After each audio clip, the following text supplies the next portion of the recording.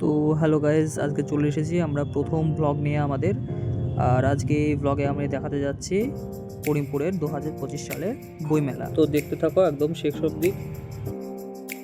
তো চলো ভেতরে যাওয়া যাক, আরও কী কী জিনিস তৈরি হয়েছে, কী কী ভেতরে নতুন নতুন এসেছে সেগুলো দেখা যাক আর তোমাদেরও দেখানো যাক। তো এখানে বইয়ের স্টল বসেছে, আর এখানে বাচ্চাদের অনেক ভালো ভালো বইও দেখা যাচ্ছে, যেমনটা আপনারা দেখতে পাচ্ছেন। পাশে আরও রয়েছে বইয়ের স্টল, আর তাছাড়া অন্যান্য বিভিন্ন রকমের জিনিস এখানে আছে। সবই দেখাবো, পুরোটা দেখতে থাকুন শেষ অবধি। তো এখানে সুন্দর সুন্দর হাতের কাজ রয়েছে, যেমনটা দেখতে পাচ্ছেন। এখানে বিভিন্ন রকমের জিনিস রয়েছে, খুব ভালো সুন্দর লাগছে দেখতে। এগুলো সত্যি খুব ভালো কাজ করেছে, কাজগুলো খুবই ভালো লাগছে দেখতে, হাতের কাজগুলো। আর এখানে দেখতে পাচ্ছেন যেমনটা ঝুড়ি রয়েছে, তারপর ফুলদানি রয়েছে, আরও ভালো লাগছে। আরও অনেক স্টল রয়েছে যেগুলো এখনও গড়ে উঠছে আর কি, এখনও পুরোপুরি কাজ সম্পূর্ণ হয়নি।